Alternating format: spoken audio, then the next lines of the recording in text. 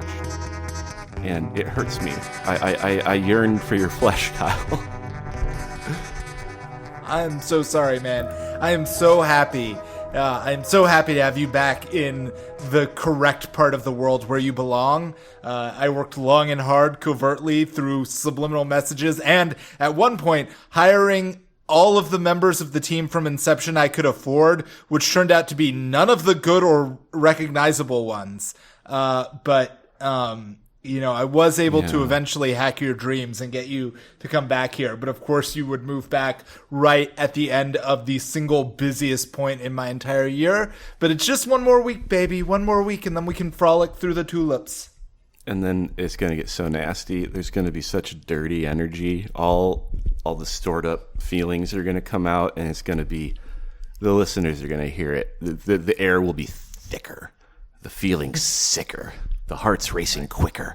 Hey, we should talk about this other stupid thing we do, though, right? You're listening to the Big Bang Theory. Hi, I'm Nick. And I'm Kyle. And yes, I'm in LA now, baby. But yeah, because Kyle is, I just imagine you literally neck deep in paperwork right now. We've yet to get our big wet introduction kiss, but we're still here to bring you. I was going to say quality entertainment, and I couldn't commit to the statement. We're here to bring you whatever it is we do on a mostly consistent basis. Kyle, we've mentioned this before on the show, that we have feelings about these episodes, and we don't try to hide them. And so right before we recorded, you messaged me to say, what was it? Well, I hate this. Let's go. Yeah.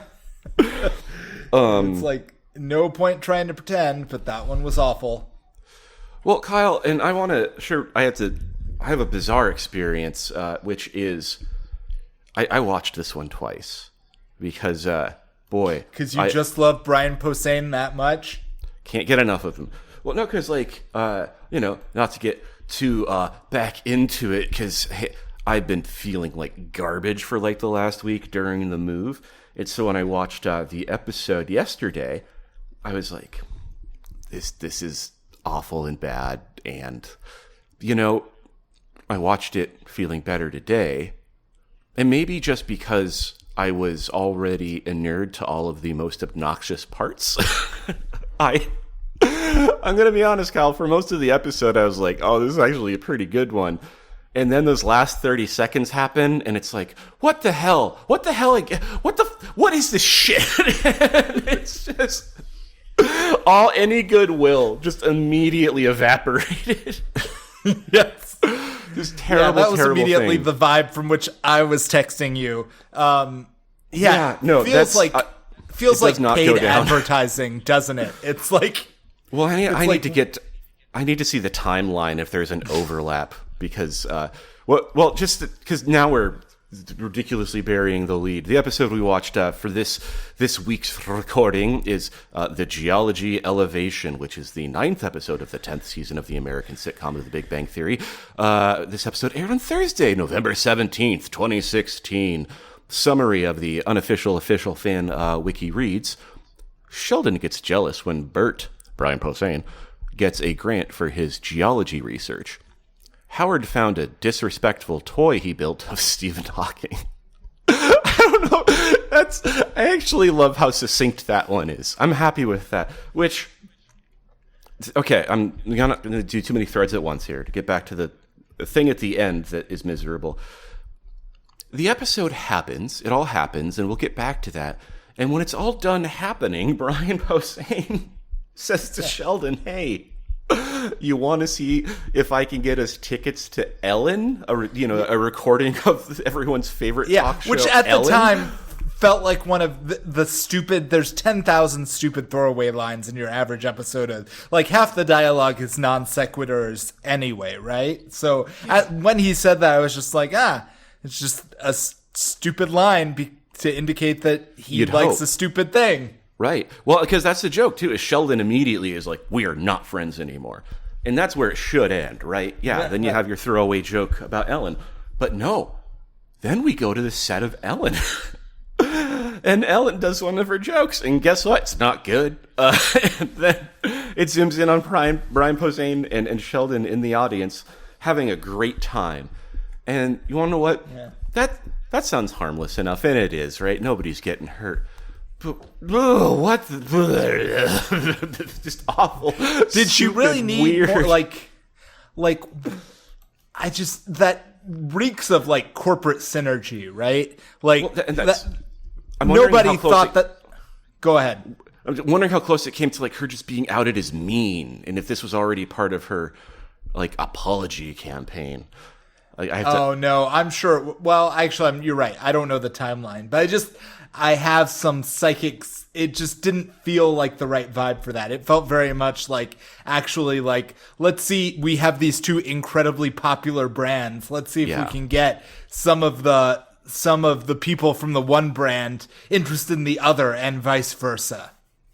Well, and Kyle, I think you have to be correct on this, because the mean stuff did not come out until a few years after this one, in like 2020. So this but it does add a dark irony, because Sheldon's last words of the episode, I think, are like, do other people know about her? Because she's delightful. Right. Well, and I didn't want to say that line because I was afraid.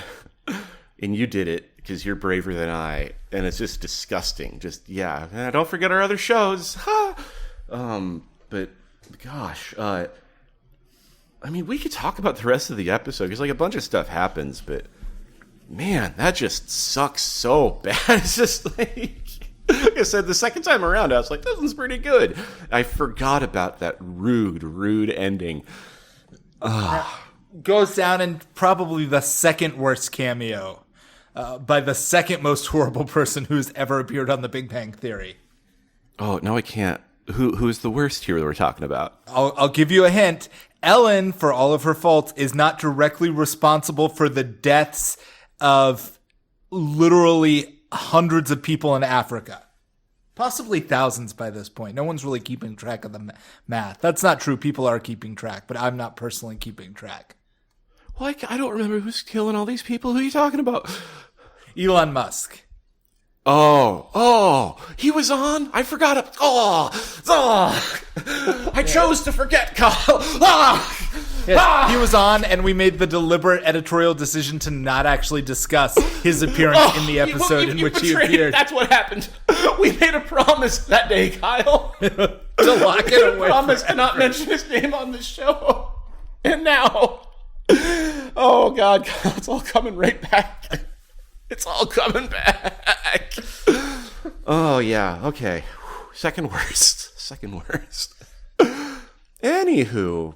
It makes like a nice scale, though, because you can kind of there's like, as much as I hate about The Big Bang Theory, it creates like, it does appear to create like a spectrum of like personhood perfectly from like, it's like, it's like, the best person to be ever on the show, I think we've agreed, is James Earl Jones. The worst person is Elon Musk. That does feel like the full range of like human possibility is from the one guy to the other guy. So like, that's like whatever, however you want to abstract the scale of good and evil, we do know where the caps are. Yeah, exactly. It's like the real question: who's the person who is exactly in between those two people? Ellen, I bet. No, she's way more on the other the Elon side. So, okay. Well, let's go a little bit at least over the actual plots here. And yeah, I guess it has to be the B plot, because it is, but I think it's the funnier plot. It's not even really a plot, I guess. Wolowitz finds this old toy he made of a remote-controlled Stephen Hawking, that can scoot around in his wheelchair. And it's got some fun phrases. He can spin around and do some tricks. Kyle, is that offensive or disrespectful? I actually don't think it's... I'm not bothered by it at all, and I feel weird Yeah, that the whole plot it's- is he shops it with every other character in the episode to ask if they're offended or Well, not. but I feel like that's the only part I'm annoyed by is I didn't think it was that offensive, but it felt very much like part of the joke is like this was, I think, before anybody would have used this word, but part of the joke is like, look at all of these PC woke scolds in this episode who, like, not on behalf of, like, Howard is not being held out as like some great person, but it is obviously the case that the audience is on his side on this one. And everybody who is against him is in the wrong, and it's literally validated in episode by the end. So I Yes, was like, with I don't know. Steven- I don't like how I'm being asked to choose sides here in this conflict.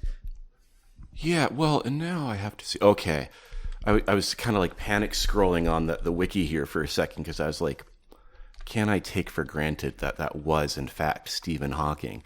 And the wiki says it's him, so I'm just going to take the wiki's word for it. But yeah, the apparently legit Stephen Hawking does show up at the end to say it. I just kind of out of nowhere, really. It doesn't even have anything to do with the conversation that they're having, and then because Sheldon says something about you're so great, like we could really easily replace you at the Lincoln Memorial because there's already a chair there. Yes. And it feels almost like it's not quite a non sequitur, but Hawking responds to say, I always thought it would be cool to have like, a little motorized toy of me or something like that. And it's like, okay, yes, that is the official answer, isn't it? I guess we can't really get around that. This is no last duel, which that wasn't ambiguous because then they just say the truth at the end. Anyway, there's a lot of ways Big Bang Theory isn't like The Last Duel. But that's your B plot. I don't know. Everyone doesn't like it. I think I missed that. Are you comparing The Big Bang Theory to the Ridley Scott movie with... Yes, that's correct. Okay. I mean, you're saying they don't have that much in common, but just... Well, I was saying that, just the whiplash whether of they choose connecting to leave the truth ambiguous, that's a choice was not made. But then I also remembered in The Last Duel, it's also not ambiguous because the third version is the literal truth. So they do and don't have things in common. I have to wait until Matt Damon appears on this show to, figure out what the percentage of commonalities is. Good movie. Good movie. Oh, God. He's not... I don't know if he's in The Big Bang Theory, but now, like... I feel like if he's not, it's only because the show had ended by the time The Martian came out. Because if The Martian had come out while The Big Bang Theory was still running, there would have been an entire episode about The Martian on The Big Bang Theory, and it would have ended with a Matt Damon cameo. Yeah. Well, I just have to find other ways to get my Matt Damon, who, I don't know. He's still beautiful and kind, I hope. I don't know if he's kind. He seems all right. I like looking at him. What the fuck are we doing? The A plot, I guess we should discuss a little bit, which is, the thing is, like, again, that last minute or whatever it is of the episode, I think really does it's like a kick in the teeth. But the A plot, it's actually pretty good, I think. And it's just, what is it? Bert, the Brian Posehn character, gets the big old MacArthur grant or fellowship or whatever. He gets like $500,000 to use at his discretion for his incredible geology research. And Sheldon is bitterly jealous. And in what is like one of the more like, I don't know, kind of like straightforward, healthy ways of dealing with issues in this show, everyone's like, it's pretty normal to be jealous, buddy. Here are different ways to deal with it. And Sheldon tries them. And it's kind of funny. It's like, there's a part where he's going on a walk with Leonard because he's so steamed. And Leonard's like, hey, pick up one of these rocks and imagine that is your jealousy. And then you could throw it away because it doesn't have control over you and you're casting it out. And then you cut to Sheldon limping into the apartment and Leonard has a bloody nose. because Sheldon managed to throw the rock just right into his own foot and then kicked it with the other foot. And that's a thing where I don't even need to see it. I like that it's not shown, and I like that it then, leads to like the next scene of him feeling that much more like feeble and embarrassed about like he can't even like properly dispose of his jealousy. Kyle, I hate that because I think the A plot on this one kind of fucks. I think like I just hate the ending so much.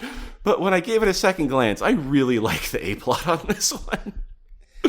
And it all resolves where finally Sheldon does talk to Stephen Hawking, and Stephen's like, no, like I got jealous all the time. I have disappointments. I never got a Nobel Peace Prize, but you want to know what?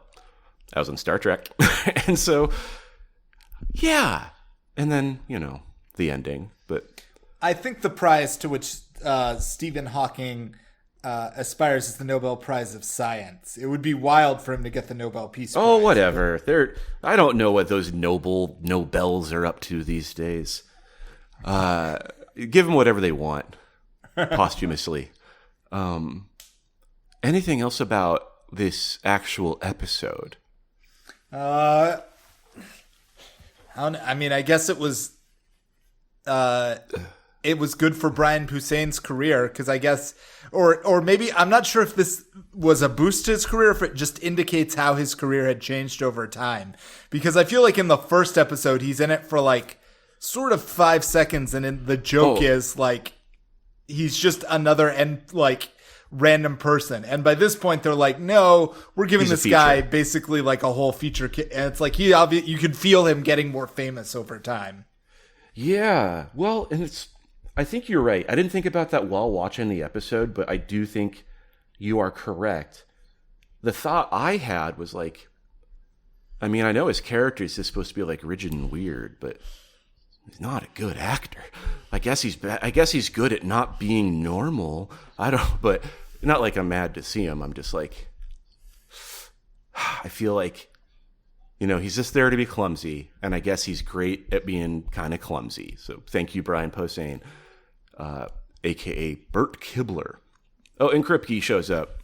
He's the only one that thinks the Stephen Hawking toy is funny, which is the indication that it must obviously be in poor taste. So, and that hurts, because I don't want to be on Kripke's side, but it was a fun toy. Anything else about this friggin' thing? They do take a bit. There's I don't know if it counts as, again, it's more interesting in the meta but they're talking about, sometimes you just, everybody gets jealous. Amy says, yeah, that's why I was so glad when Penny cut her hair short and she stopped looking as hot for a couple months. Yeah. And then you think that's going to be a throwaway, but then they like take a whole beat to be like, wait, did everybody think I looked dumb with my hair short? And everybody's like, yes. We are all publicly decrying that decision to do that haircut, which is, again, a weird bit. Well, it is a weird bit, but it's also, hey, you know what else is a weird bit? My genuine belief that her short hair was part of a psyop to get people more comfortable with women having short hair so they'd be comfortable voting with Hillary Clinton. Oh, that's right. I'd forgotten that to you, that's how that all connected to each other. The short blonde hair. They were like, oh, yeah, that's one of our favorite sitcom actors. She's got it. She's cool. I bet Hillary Clinton's probably as funny as Kaylee Cuoco. Well, it didn't work for any of us, did it, Kaylee? I know it's not your fault, Kaylee. Yeah, so election conspiracies aside, yeah, they really, it is weird for everyone to be like, we made a bad style choice at her expense, but they do, and it's kind of funny. So, Kyle, should we move on to the things we enjoy? Yeah, let's do it. Okay, let's move on to the things we enjoy. And also, you can find more things we enjoy and more time with us, and just, we also just love knowing you exist out there if you support us on the Patreon, which is at patreon.com/TBBTT, which is the acronym of the Big Bang Theory. Oh, it just rolls off, doesn't it? TBBTT. And then we talk about other things we like a lot, and we don't have to complain about the show for however long before we feel comfortable treating ourselves.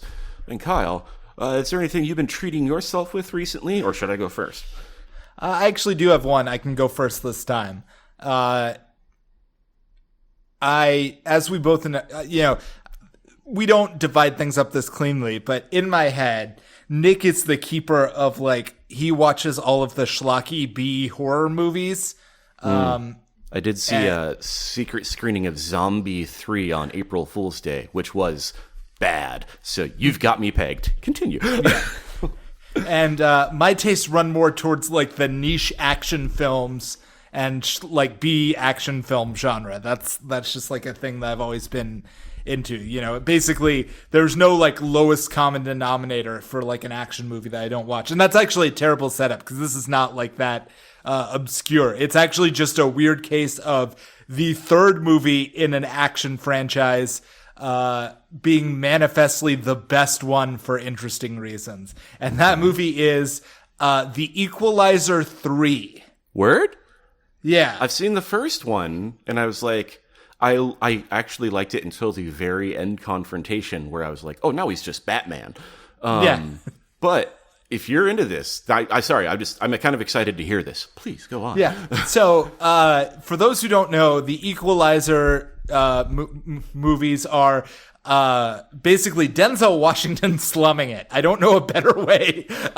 He's just fucking around. He's having a great time. Yeah, it is very much like you're like, I mean, you're allowed to do whatever you want with your career, Denzel, but this feels like a weird. I mean, you have an Oscar, man. Mm-hmm. And what it really feels like is maybe. Well, no, it's him and Anton Fuqua, who most famously directed Training Day, so they're reunited. And I think that's part of what makes it interesting is they've worked together. It's like, it's an action franchise where the star has been in every one and the director has been the same for every one. So you can actually watch them evolve over time. And the original premise of The Equalizer, which is apparently based on a TV show from the late 80s. I've heard, and I know nothing about it. Well, so my dad was a fan of it back in the day, and I remember him describing it to me very presciently, as it turns out, because he was like, I really like that The Equalizer. It's basically just a modern Western. It's like a mysterious. He described it as like have gun will travel, but with spies. So I guess basically like sort of similarly, kind of like Jack Reacher. It's like there's a mysterious guy, and if you're in trouble, kind of like the A-Team, but it's just one guy. He has a secret past of like crazy black ops stuff, and if you're in trouble, he shows up, and it doesn't matter like how big the bad guys are. He will take them down for you. He equalizes the odds in the situation. Hence, he's the Equalizer. Which you're like, what a dumb name, but okay, that's a fair premise for it. Like, obviously, you can get a lot of mileage out of that. And so we get these movies that are essentially the same premise, which is Denzel Washington plays an aging guy who very clearly was some kind of like CIA super assassin, like back in the day. And then he retired from all of that and he's just trying to live a normal life. But then in the first one, he gets dragged back. There's a gang of thugs terrorizing his neighborhood and he gets dragged back in to use his skills to sort of fix things. And then that sort of becomes the running. It's like he realizes that that's his true calling, is like he's just really good at meting out justice. So in that sense, they're not. I like the first one too. But as I was watching, I was like, it was very clearly like someone watched Taken and John Wick and is like, well, there's obviously like something in the zeitgeist that we got to get in on, because if you watch those two movies and then you watch The Equalizer, it is just like, it is right, at the third point of that triangle. It's like an older but competent grizzled badass who has a secret past, sets wrongs and is right. And part of the subtext is like, you're never too old to show these young punks why they shouldn't mess with your neighborhood. Yeah, it's the ultimate dad power fantasy. Right, which is particularly, like, almost comically, because if I remember, the first one ends with a fight in a Home Depot where he is using random, like, power tools and improvised, like, plywood death traps to murder people.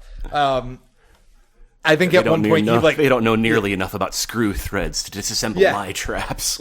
Despite the fact that he is shown to be very capable of disarming people and using their own guns against them, he spends a lot of time shooting people with a nail gun in the final sequence of that movie, where it's like, Kyle, you would too, right? I know I would if I had the option. Like, all right, I can take these guys out, but I got a nail gun. Yeah, I guess it's kind of like that sequence from Pulp Fiction. It's like, well, the chainsaw will do the job, but the katana is the true warrior's weapon. Exactly. Yes, it has to feel right. So, I mean, again, nothing wrong with that one. And then the second one, again, it also feels, it's like sort of evolving the premise, because it's still like, okay, this guy is like a random vigilante guy, but it's based a little bit more on his backstory. And, this time there's like, he's up against a rogue government black ops team. So, it was fine. There was nothing wrong with it. It was just, but it was more of the same. And it was starting to, I think the thing that was starting to break down is Denzel Washington is an incredibly gifted and charismatic actor. I don't know if it's just a weak spot in his incredible list of talents, or if it's an age thing, but he is not very plausible as an action star, compared to like some of the other people. Well, and I think you're right. He's just such an incredible actor, but he's not a martial artist, right? He's not like, he hasn't been like training with stuntmen his whole career. He's like, like you say, he's slumming, and so it is weird for him to do these things. But yeah, you are 100% correct that all of his charms, he's not someone that like fucks people up. Yeah, no, just the choreography is not near, like, in a genre that thrives, on sort of like fast, brutal hand-to-hand combat. He just wasn't particularly like electric at that part of it, sure. Which is where the third one gets really interesting and makes me excited, because I watched it because I saw a news release, like, he just signed on, he's saying he'd like to make an Equalizer 4 and 5, and I was like, 4 and 5? It's like, did anybody watch 3? I didn't watch 3. I should watch 3. So I watched 3, and now I'm excited for 4 and 5, because hell yeah. Because what the Equalizer 3 does differently than the other two is it keeps all of the same premise. It's like, if anything, it just amps it up. It's like, now it's a small Italian town, and the literal mafia is harassing everyone. So we are in like modern spaghetti western territory. And these guys think they're so badass and untouchable, but here comes this mysterious stranger into town to set everything right.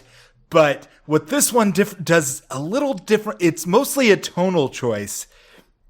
It really decides to dwell on how fucking terrifying that premise really, like, how fucking scary that sort of man would actually be in real life. So instead of, like you said, it, like, what is he, Batman or whatever? It's basically, it goes a step further than that. It basically makes the decision to frame Denzel Washington as the horror movie monster who just happens to feast on the blood of the unjust and the impure. Hell yes. So it's no longer like and I mean, like, all of, like, he's in a lot of the movie. It's not like he's like not the main character. There, he a lot of the movie is, him sitting at tables and like drinking coffee and like talking to the locals. And during all of those scenes, the focus is on him, and he seems sort of nice and quaint and whatever. But then there's a scene in the movie where like a bad guy shows up, and like threatens a bunch of people in front of him, and you literally, his eyes just go dead. And the next scene is no longer from Denzel Washington's perspective. The next scene is from that guy's perspective as he thinks he's safe walking home in the middle of the night. And all of a sudden, this shaven head monster comes out of the shadows and stabs him like 76, just brutalizes him, you know. And that's sort of the choice. Basically, the decision that they've made to keep these movies going, which again I think is a thematically fascinating and artistically enriching choice, is like we're not going to dwell on the action. What we're going to dwell on is the fact that this character is the personification of death itself, and that these bad guys have fucked up so badly that now that is coming for them. And he's not just going to kill these people, he's going to make it nasty, and they're going to live in fear in their last brutal moments of life. Like, to the point, I mean, it's just big Mike Myers or Jason vibes coming off of Denzel Washington in a way that completely reasserts, like, the intensity, like, that basically plays to all of his strengths as an actor and still feels really interesting. Like, it does make you, like, is it still an action movie? Maybe, maybe not, but it's definitely interesting now, because now it's like... It's an action movie. It's not quite a horror movie. Is there a genre that is just stabbing movie? It's like, because at no point does it actually play, like, it never subverts your expectations of what's going to happen. Because, like, at the very beginning, you're like, okay, he's the good guy, these are the bad guys, they're gonna be, they think they're untouchable, he's gonna kill them all. Like, that is the trick from the beginning to the end. The only thing that's different is that they really sell how terrifying it is to just have a dude show up out of nowhere and just murder every single person between you and, like, just to be the guy in the last room who is hearing all of the other guards who are supposed to stand between you and this person just die horribly, and then, like, the last guy just flies through the double doors with, like, a knife in his skull, and then Denzel Washington is standing there like, hey, memento mori, motherfucker. Literally, I think at one point he's just like, he's talking to this guy, he's just speaking Italian, and it's like, oh, he's actually insane. It's like, this guy, it's like, he seems normal to these other people. He puts on a mask of pretending to be a normal dude. He's a great sociopath. Yeah, he's a guy who has been killed. Like, oh yeah, like, again, it ties into, like, his backstory, right? It's like, oh yeah, this was a guy whose job was to murder people for a living and was so good at it that he got to retire. and these people thought they could fuck with him. Well, it keeps me thinking of Barry, where it's like, oh, you thought that guy was cool and normal? The guy that, like, that a hitman is probably just like a chill guy and doesn't have some sort of real horrible fucked up thing inside of him that allows him to do that. Yeah, I mean, that's a great compare, because this is very much, it's a little bit Barry. I mean, you still like him at the end of it, but you also understand that, like, he has to be there's just, like, there is something, he is an alien wearing the skin of a man. Right. Like, I guess Dexter is the other point of comparison, right? It's like it's a very Dexter-esque vibe. I was gonna say, and it captures the thing, again, it's not like this isn't subtext in other, because the whole point of the John Wick movies, right, was like, oh, Keanu Reeves is the Baba Yaga. He is the thing that the mobsters whisper about in the night because they're so scared of him. But then you watch the movie and it's like, I mean, he is very good at shooting people in the head, but he's not, like, supernatural or spooky. Like, if you see John Wick coming towards you, your last thought is going to be, oh man, not, oh fuck, oh fuck, oh fuck, oh fuck. Whereas that's definitely the vibe you get from Denzel in The Equalizer 3. So I ate that shit up, and I hope they make, like, 10 more of these movies. Nice. All right. I might do that tonight. We'll see. Just hearing how joyful you are about it, I feel like I got to get on top of this. Well, and it also reminded me, like, of other things I've seen that I could recommend, but I'm going to try to limit my focus here. That said, I did watch 28 Years Later, The Bone Temple, and it kind of kicks ass. I was anxious about that one. Check that out. I only heard good things after it came out, in spite of all my anxiety about it. And then I saw it, and I thought it was really great. But that's not what I'm recommending today. So I just moved to LA, and it was a very long trip. And so I listened to a lot of podcasts, and I'm going to recommend maybe the most absurd thing anyone could ever recommend, which is a podcast that you have to pay for to listen to. But I've really, really fallen in love with a particular podcast. Actually, I worry this is a re-recommend, but I can add something onto it. The podcast Scott Hasn't Seen, which is part of the Comedy Bang Bang kind of network of podcasts. They call it Comedy Bang Bang World, and you can there's a subscription, a stupid multi-tiered subscription fee for the different content you can get, just like everyone else is always doing. But the shows that I think are absolutely worth paying for, among others, these are just like the highlights.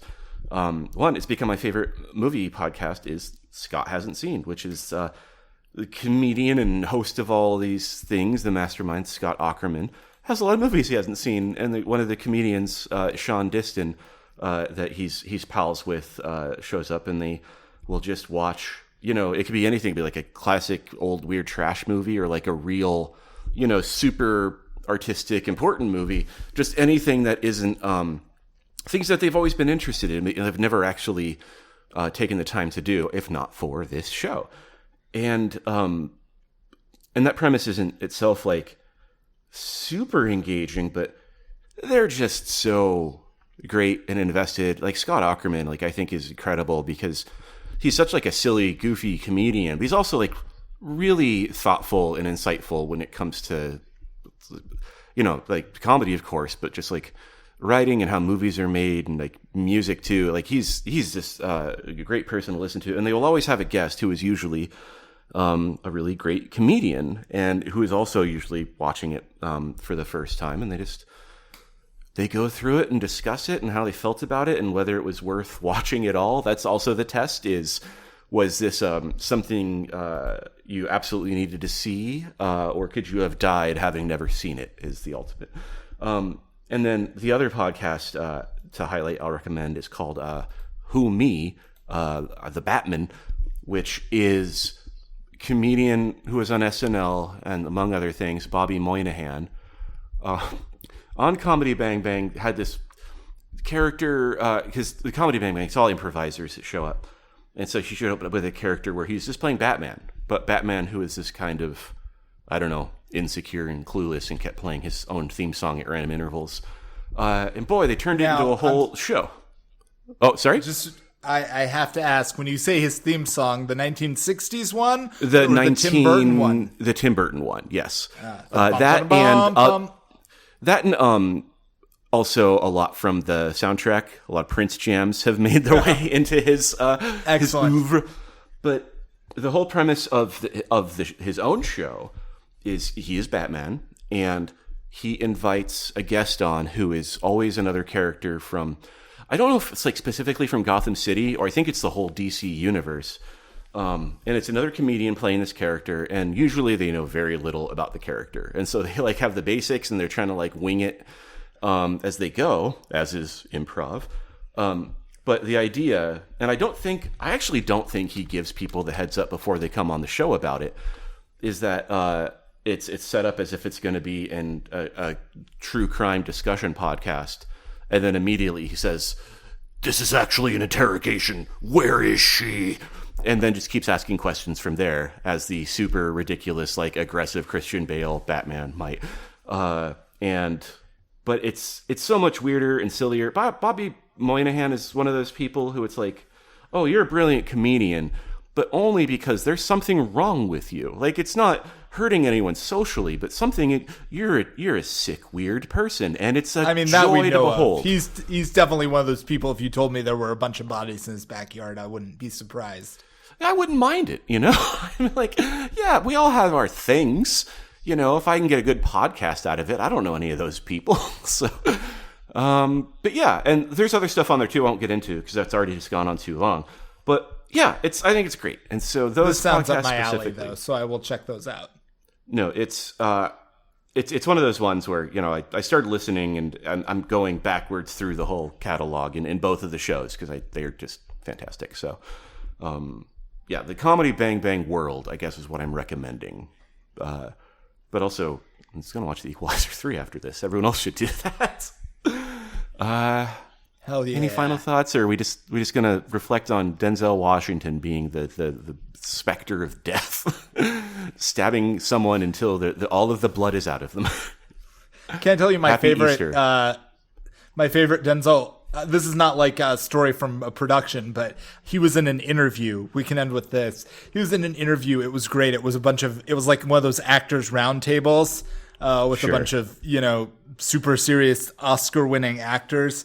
And I wish I could remember, you know, who else was on it with them, because I'm sure that would make it better. But just imagine a bunch of pretentious people lined up, you know, and they're all like, yeah, you know, acting, the hardest job in the world. It's just like so difficult. And you know, they're doing all that. And they get to Denzel Washington and he's like, the hardest job in the world? Are you out of your mind? Have you ever tried laying bricks for a living? It's like, it's like you make like, he's like, I make like $5 million a year just for showing up for 3 hours at a shoot. And you want to talk about the hardest job in the world? Tell me you've never done manual labor in your life without telling me you've never done manual labor in your life. And he just like kicks their asses. He's the best. That's it. Denzel Washington's the best. That's all you need.